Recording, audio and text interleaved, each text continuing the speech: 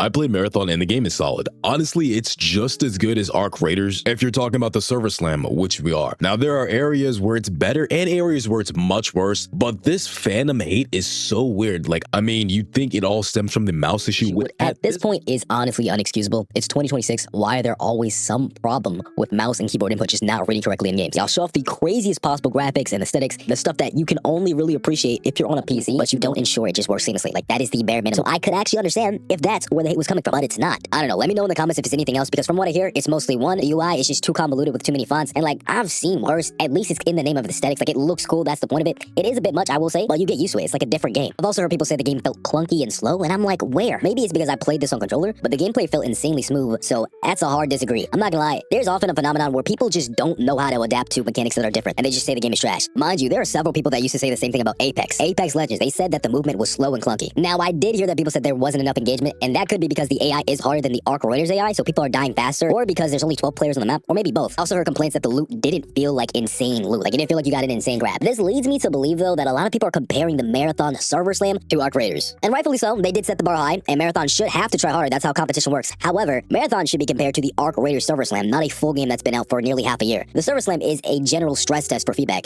so you're not gonna have all the craziest loot the game has to offer, and there's tons of locked content. So for issues like lack of PvP, they can easily add more players onto the map. Now for the Marathon pros, I'm not gonna lie, the atmosphere was absolutely amazing. The imagery, aesthetics, the overall game design was just strong. Gunplay, superb, like, and then the movement was solid and fluid, like point blank period. We're still in this hate mob era, so people are gonna be bots with random hate, calling the game trash, which is crazy, complaining in the chats of streamers who are playing it, and claiming anyone saying Marathon is good is a paid shill. But no, Marathon is not gonna die. It's not gonna be Conquer 3. It has an audience already, so even if it doesn't do amazing at launch, it's the type of game that'll fly under the radar, and then maybe in a year you'll start to see those sudden explosions of growth like what happened with a lot of games that just have an overall strong foundation. Sometimes it takes games a little bit to get there.